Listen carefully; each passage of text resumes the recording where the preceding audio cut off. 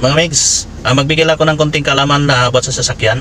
Simple-simple lang pero di natin pwedeng ipagwalang bahala pag ganitong pangyayari. Ganito.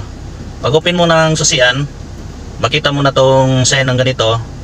Makita mo talaga pag on mo. Pag on mo siya ng ganon, meron na yung ganyan sign na yan. Pero pag umandar na at nandyan pa rin yan, hindi na po maganda yan. Hindi maganda sa biyahe natin yan. Lalo na sa akin, buong araw ako ikot-ikot ng buong Maynila.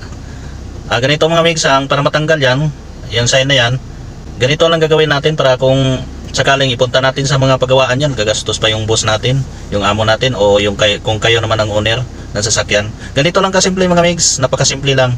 At sundan nyo itong video na to para makita nyo kung paano, para makatulong din sa iba. Let's go! Pre-umpisa na ito na mga Megs yan. Bali umandar na yan siya at di pa rin umaalis yung nakadilaw na yung orange ba yan o dilaw sa ambot sa yung pananaw na basta mo na basta yung tinuro ko kanina mga Megs ito bababa na tayo.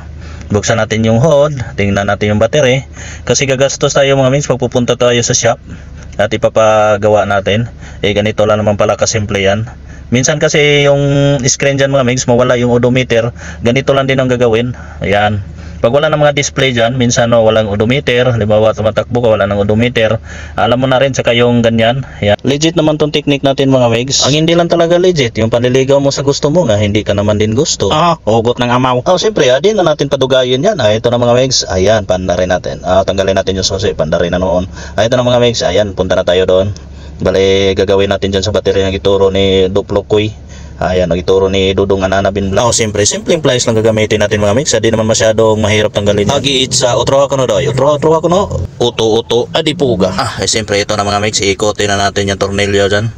Ayan, papaaka na tayo ng pliers. Di hawakan kamay. Ganun lang kasimple mga Megs. Ayan. Tapos pag matanggal yan, hugot lang yan. Hugot lang. Ayan, ganun lang kasimple mga Megs. Kahit isa lang tanggalan dyan, kay either negative or positive. Siyempre, bago natin ibalik, bilangan na natin mga Megs. 3, 4, 5, 6, 7, 8, 9, 10 seconds lang mga Megs, parang boxing ba. After 10 seconds, ayan, ibalik mo na lang mga Megs. Ganun ang proseso. Bahala ka na kung saan kang gusto mo, saan ang gusto ng puso mo, yung negative ba o positive ba. Basta isa lang ang gusto mong tanggalin dyan. Ayan, ganun lang kasimple. Ayan, yung tinanggalan ko dyan, positive yan.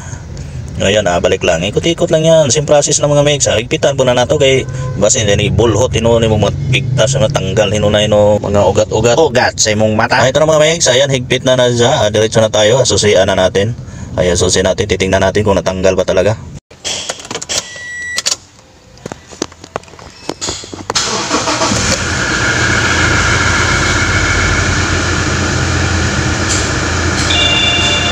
Ayun na mga Megs, wala na. Thank you for watching. Pakipollow na lang mga Megs, and like and subscribe and share. Thank you.